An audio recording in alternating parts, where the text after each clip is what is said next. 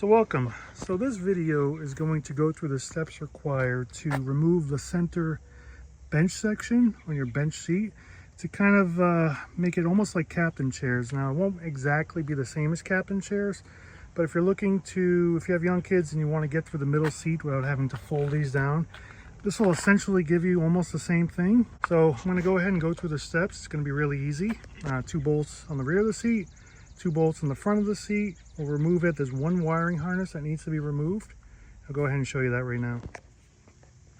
So the first step is to come in the back seat, and you're going to need to pry up these plates here. The best way to do it is to see if you can get a screwdriver, a thin screwdriver, a pry tool under the front edge here, and pry it up this way here. When you get that off, you'll see that there's 2 fingers. The 2 fingers will face the rear, so you want to try and pry it up in this direction here. But once you do that, there's a 15mm bolt here. This is what it looks like when it's fully removed. So you're going to want to go ahead and remove that on both sides here to remove the 2 rear bolts. Now, in order to remove the front 2 bolts here, which are 13mm, there's 2 panels on the side of these seats in the front. I'll show you in a minute. That need to be removed. The panel installs with these long tabs towards the front, and then these spring-loaded tabs in the rear. So I've gone ahead, skip ahead a little bit. I have the seat out here, but this is just to show you these side panels here. These side panels actually remove by prying at the rear here. You're going to want to do exactly what I just did there. Insert a screwdriver at the rear, pry it forward, and then you can remove it out this way. Now I didn't have a clear access to the rear, so what I ended up doing was just carefully prying in the front here until I was able to gently pull that out there.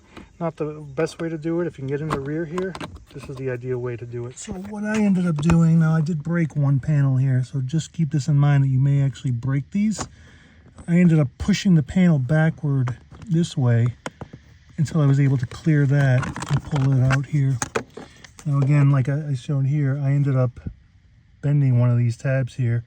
So it's not the most ideal way, but it does give you access to the 13mm bolt that needs to be removed. Now, once the 2 13mm bolts are removed, that's what they look like. You'll see that you can actually tilt the seat back here. Now underneath here, you see there's a single wiring harness right to the front. You're just going to want to go ahead, push that, unplug that, and there's a zip tie that holds it in place. You just want to remove that. Now, I ended up using a pry tool to pry this clip out. I didn't want to cut it because I want to be able to install later on. That clip would go right here. As you can see what I did, I put the rear seats down, I folded that up, and I'm just simply going to roll it to the rear and take it out. And that's it. Essentially, this turns it into almost captain chairs. You won't have your armrest in the middle here, so you actually get a wider passage to the rear. In terms of the floor, you do have openings where the seat bolted down, where the console would be in the other ones, and you will have this wiring harness.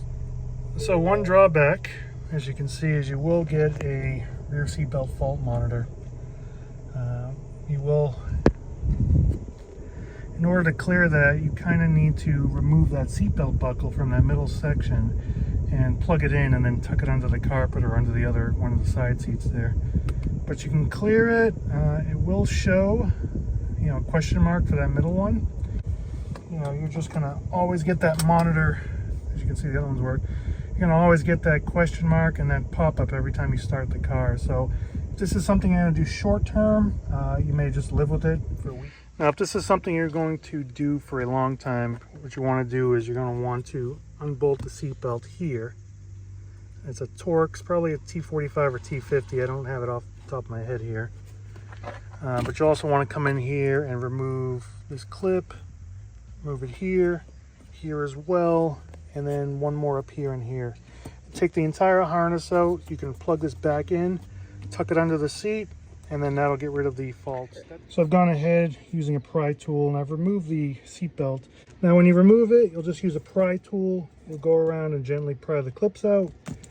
You'll want to unplug it from this connection so you can remove the harness from the side of the seat.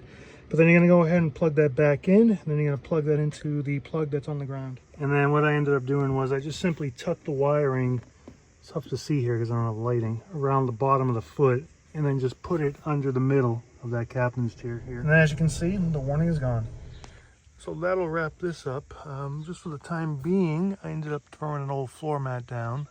I may do something else a little bit differently, but this is pretty much it in terms of removing that center seat. So hopefully this video helps you out.